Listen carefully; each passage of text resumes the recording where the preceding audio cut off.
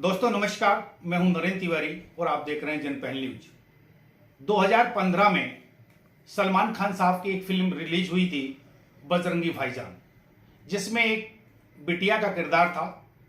गूंगी और बहरी बिटिया थी और वो पाकिस्तान से इंडिया आ जाती है और सलमान खान जो बजरंगी भाईजान की भूमिका में है उस बेटी को वापस पाकिस्तान पहुंचाते हैं।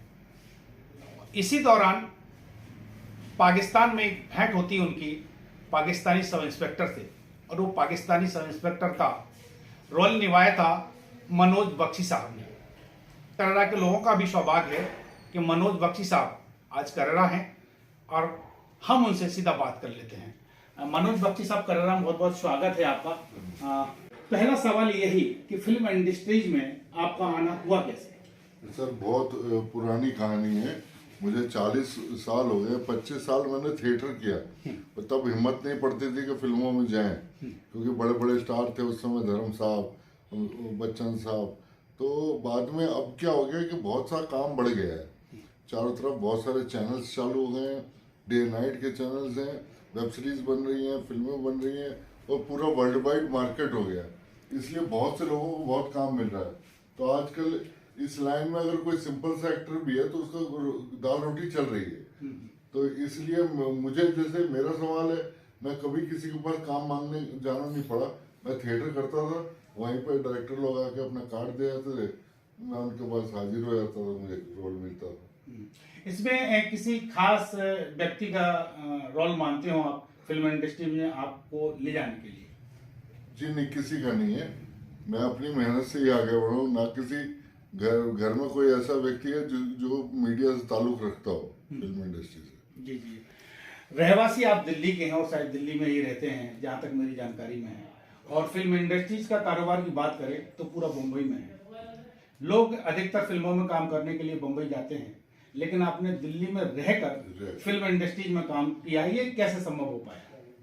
सर, ऐसा कि यहाँ पे जब शुरू में फिल्में आई तो जूनियर का रोल मिलता था, वो भी किया, सिर्फ इसलिए देखने के लिए कि फिल्म बड़ी है तो हमको सीखने को मिलेगा कुछ।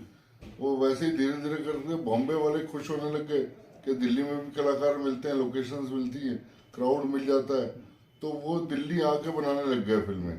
तो दिल्ली जब आते थे तो यहाँ से हमारा ऑडिशन होता था, सिलेक्शन होता था, इस तरह। एक जानकारी जो हमारे पास है वो ये कि 22 साल आपने थिएटर में बिताए जी। और थिएटर में रह के किस किस तरह के नाटकों में, किन किन नाटकों में आपने काम किया, ये हम दर्शकों को बताना चाहेंगे।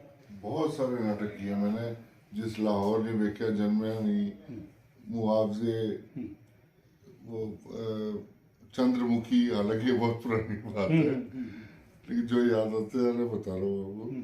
तो ऐसे बहुत सारे नाटकों में किया था। जी जी। बजरंगी भाईजान से आप एकदम सुपर हिट हुए हैं, या कहना चाहिए कि आपकी जो पहचान बनी है वो बजरंगी भाईजान में किरदार निभाने के बाद बनी है। तो बजरंगी भाईजान में जो रोल मिला है, आने की जो आपकी कहानी है, उसको थोड़ा विस्तार से बताएं। जी, बजरंगी भाईजान में ये रोल मुझे ऐसे मिला कि एक था टाइगर की टीम आई थी पहले जी, तो मैंने उसका ऑडिशन दिया था जी, और उसमें भी सेलेक्ट हो गया था मैं। लेकिन जब उसकी शूटिंग चालू होने लगी तो मैं कोई सीरियल, एक ठरानी मैम है, उनके दूरदर्शन का सीरियल पकड़ा हुआ था उस समय, तो मैं वो फिल्म कर नहीं पाया। और सेकंड टाइम जब आई तो ये जो बजरंगी भाईजान जब आई तो दिल्ली में 2 महीने शूट हुआ है और मुझे किसी ने नहीं बुलाया। ये जो कोऑर्डिनेटर्स होते थे उसमें कास्टिंग वाले नहीं होते थे, तो मुझे किसी ने इन्वाइट किया। तो मैं सोच रहा था यार इतनी बड़ी फिल्म आई और छूट गई। लेकिन जैसे ही ये आगे बढ़ने लगे मंडावा जाने के लिए, तो कबीर खान साहब के ऑफिस से फोन आया कि आप करना चाहेंगे। मैं कहा गलत क्वेश्चन कर रहे हैं आप, कौन नहीं करना चाहेगा। तो वो डायरेक्टली इसलिए आ गया कि उस पर पहले ऑडिशन किया हुआ था एक था टाइगर, और मुझे लग रहा अच्छा ही हुआ, क्योंकि एक था टाइगर में छोटा सा रोल था कि पड़ोसी है, पड़ोसी के 2-3 डायलॉग्स थे। इसमें मतलब 10-15 दिन का किरदार था, इसलिए वो दिख भी रहा है जी। बजरंगी भाईजान के अलावा अगर दूसरी फिल्मों की बात करें तो वो कौन सी फिल्में जिनमें आपने कहीं ना कहीं थोड़ा बहुत किरदार निभाया? सर मैंने तो 100-125 पिक्चरें वैसे तो कर रखी हैं जी लेकिन मुझे जो फिल्म फेटर्निटी में मेरा नाम फेमस हुआ ना वो हुआ 2 दूनी 4 से। जी बजरंगी से पहले की पिक्चर है, आई थिंक 2010 की पिक्चर।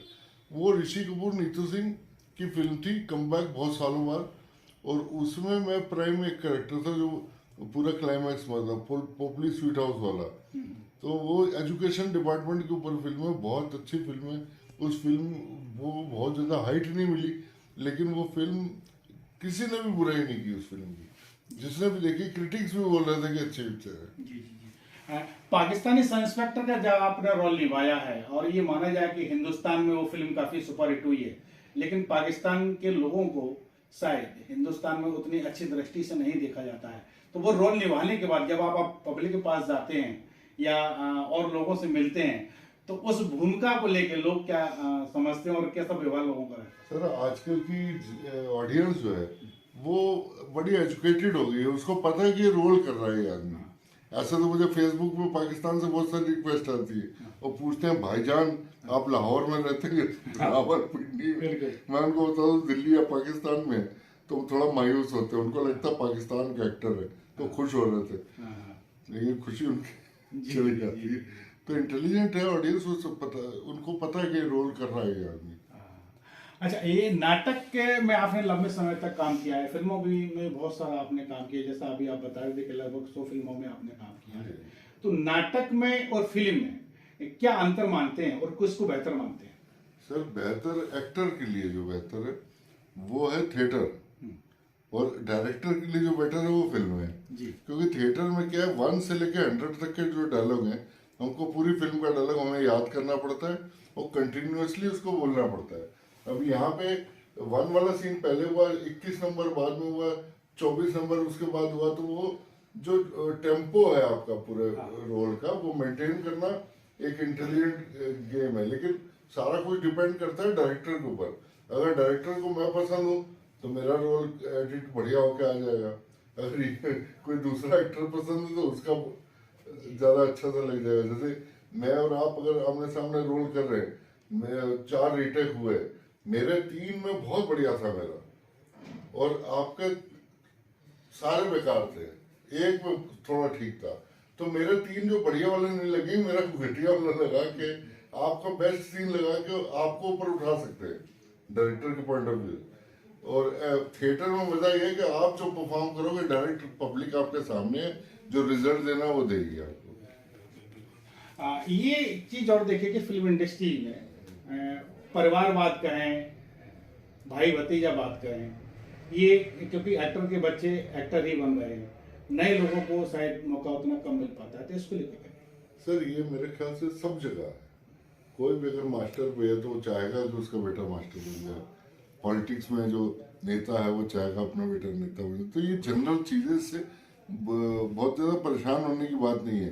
अगर आप प्रैक्टिस अपनी करते रहे, और आप अब जैसे मैं हूँ, मुझे बुलाते हैं वो लोग, मैं कभी उनके दरवाजे गया नहीं कि वैसा मुझे ले लो, तो ऑडिशन दिया, उन्होंने बुला लिया, उन्होंने देखा ऑडिशन में कि आदमी कर सकता है, ठीक है बुला लो उसको।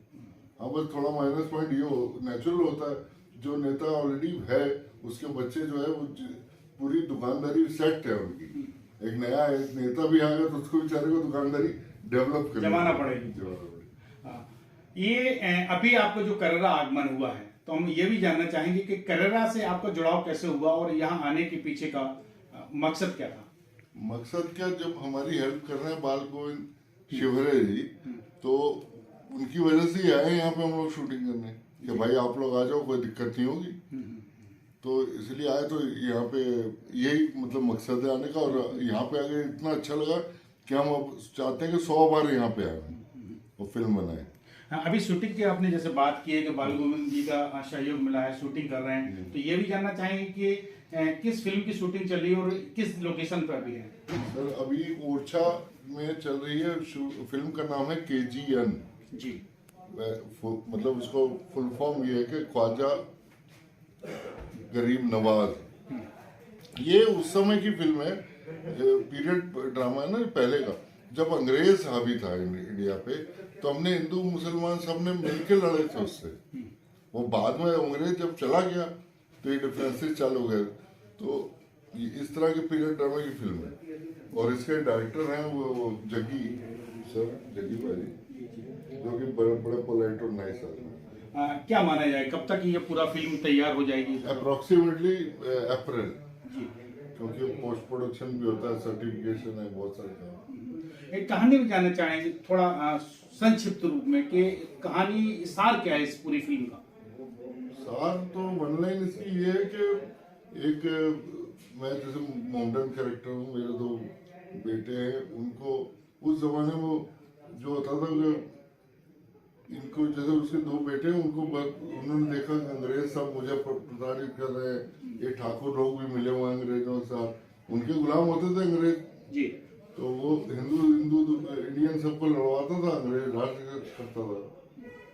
और लास्ट में जब मैं मर जाता हूँ, डेथ हो जाती है मेरी, तो मेरे दोनों बेटे बदला लेते हैं जाके अंग्रेज से, जो हेड होता है वहाँ। तो ये मतलब वैसे ही कमर्शियल ट्रैक है, लेकिन चूंकि पीरियड ड्रामा है तो इसलिए इसमें जबरदस्ती वाली एक्टिंग नहीं है, जो रियल कैरेक्टर्स आपको देखने को मिलेंगे। एक लंबा समय आपको कलाकार की भूमिका में हुआ है और जब कलाकार, हम तो ये कहेंगे आधी उम्र कलाकारी की बीतती है तो डायरेक्टर की भूमिका में वो आ जाता है, तो क्या कहेंगे डायरेक्टर के बारे में? क्या सोचा कि आप? लेकिन डायरेक्टर के योग्य नहीं समझता अपने को, अभिनय कर लूँ बहुत है मेरे लिए। आज कररा में भी शायद कुछ साइडों पे आप गए हैं, लोकेशन देखी है, उसके पीछे क्या चाह रहे हैं कि उन लोकेशनों में भविष्य में शायद किसी डायरेक्टर के साथ मिलके या किसी निर्माता के साथ मिलके कुछ फिल्म मांकन करना चाहिए? बिल्कुल करें, 100% करें। यहाँ बहुत अच्छी लोकेशन है और पब्लिक यहाँ की इतनी अच्छी है, कोई तंग नहीं करता, सब हेल्पफुल है। नहीं तो कई जगह हम जाते हैं शूटिंग तो हल्ला मच रहा होता, तो जैसे बजरंगी भाईजान में कश्मीर में शूट कर रहे थे, वो था शेड्यूल था 15 दिन का, उसको 21 दिन लगे, 6 दिन एक्स्ट्रा लगाने पड़े क्योंकि पब्लिक को वहाँ भगाना पड़ता था, तो पब्लिक फिर आती तंग करती थी हमको। डिजिटल जमाना है, पहले लोग सिनेमा हॉल में फिल्म देखने जाते थे, 3 घंटे सिनेमा हॉल में बिताते थे, लेकिन शायद अब उतना लोगों के पास वक्त नहीं है। OTT प्लेटफॉर्म बहुत सारे आ गए हैं, लोग घर पे बड़ी बड़ी टीवियों पर देखना पसंद करते हैं, तो इसके लिए क्या कहेंगे?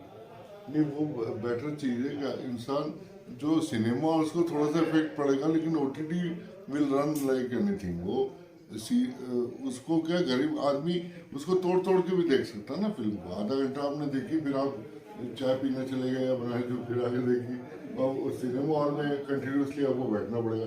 तो मुझे लग रहा है जो स्टूडेंट्स है और फैमिलीज है, कभी आउटिंग के लिए जाते तो उनके लिए सिनेमा ठीक है, अदरवाइज सारी दुनिया OTT पे ही देखना पसंद करे, टीवी। किस तरह के रोल और आप पसंद करना चाहेंगे आगे भविष्य में?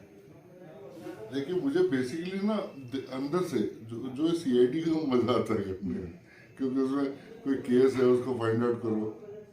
बाकी जो जिस तरह कि मुझे मेरा ब्लोइंग चेहरा है, इसलिए कोई पुलिस वाला बना देता है, कोई करप्ट नेता बना देता है, इसलिए मुझे समझते हैं कि इमोशनल नहीं है ये आदमी, तो चेहरे से लगता है उनको। लेकिन आप इस फिल्म में देखेंगे कि मैं एक इमोशनल इंसान हूँ, शरीफ इंसान हूँ, तो इस तरह के शेड मिलते तो मुझे मजा आता है। जी। तो ये थे मनोज बख्शी साहब, जिन्होंने अभी पुलिस का किरदार निभाया है बजरंगी भाईजान में, और जो आने वाली इनकी फिल्म है उसमें एक मौलाना का किरदार वो निभा रहे हैं। सिनेमा हॉल और OTT के सवाल पर वो ये कहते हैं कि लोगों को इससे सहूलियत हुई है, अब ब्रेक करके लोग पूरी फिल्म को कई भागों में देख सकते हैं। कैमरा सहयोगी संजीव साहू के साथ नरेंद्र तिवारी, जनपहल न्यूज, कररा। क्षेत्र की ऐसी छोटी बड़ी खबरें देखने के लिए जनपहल न्यूज चैनल को YouTube पर अभी कीजिए सब्सक्राइब और रहिए खबरों से अपडेट।